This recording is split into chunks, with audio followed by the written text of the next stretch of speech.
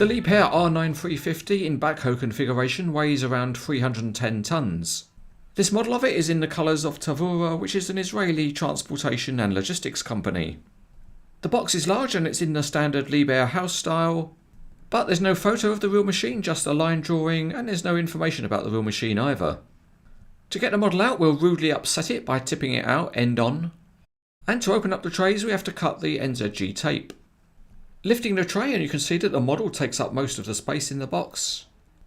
But already we can see that a part of the model has escaped, and unfortunately there is a little bit of shipping damage on the model. But before we go into repair mode, we'll remove the rest of the packaging. And the crawler tracks are wrapped up with a cling film type of material, just like a piece of meat in a supermarket. But just as a warning to all viewers, this model is not made of meat, so it can't be eaten. This choice of cling film seems a little bit strange, but it does work and it keeps the tracks together. Another piece of packaging is a twist tie on the backhoe, but it doesn't really seem to do anything, so it's not clear what the point of it is. Anyway, unusually for an NZG model, this one did have some shipping damage, and various handrails and bits and pieces are broken off in this one corner. So once again it's time for our old friend Super Glue, and we start sticking the pieces back on. One unusual set of broken off parts is this unusual mechanism, which is a kind of a latch to secure the ladder.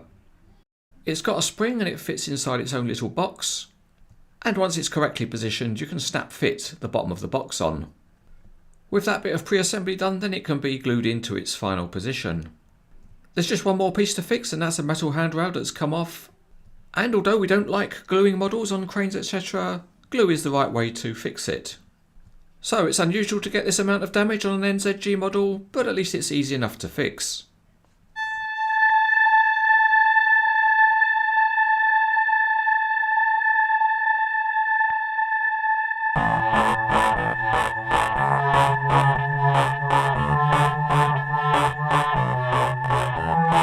This is a large heavy model, so before we look at the detail, let's weigh it.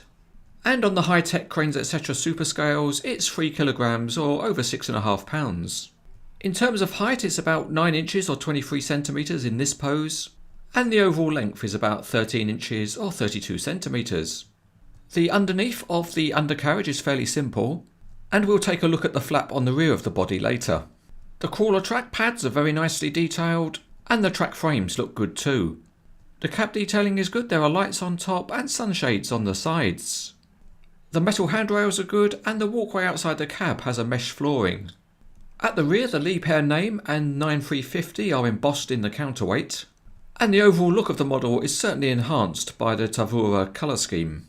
There are some nice tiny details, such as this air horn fitted underneath a light. Up on top, the equipment looks good with the fire suppression cylinders painted red. A mass of soft hydraulic hoses run from the body to the boom, and the hydraulics detailing is very good on the boom and stick. The bucket is a nice casting, and all of the connection rivets are painted and discreet.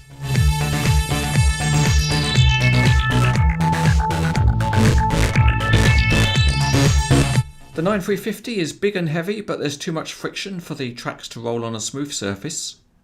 But if we go for some advanced civil engineering and inject some rough terrain, then the crawler tracks roll very well. One particularly nice aspect of the track frames is that they have working rollers. NZG has done a good job with the rotation of the model because despite its weight, it is very smooth.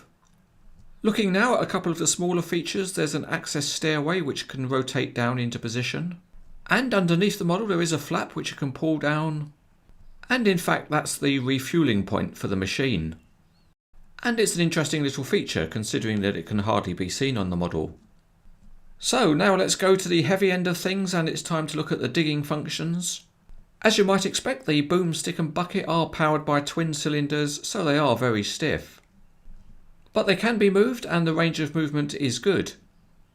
The bucket can't be raised too high, but then this is the backhoe version of the machine, so usually it would be digging below itself. Therefore, for the genuine imitation real-life test, we'll put it up on a bench.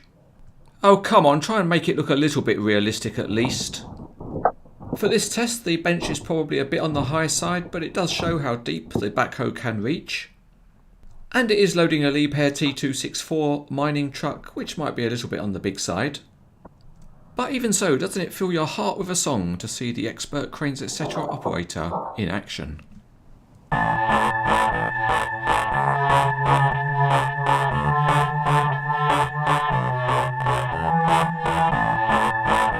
This model first appeared in Liebherr colours a number of years ago, but it still holds its own with very good detailing and functionality. It also looks great in the limited edition colours of Taavura with only 300 made. Overall, it's highly recommended.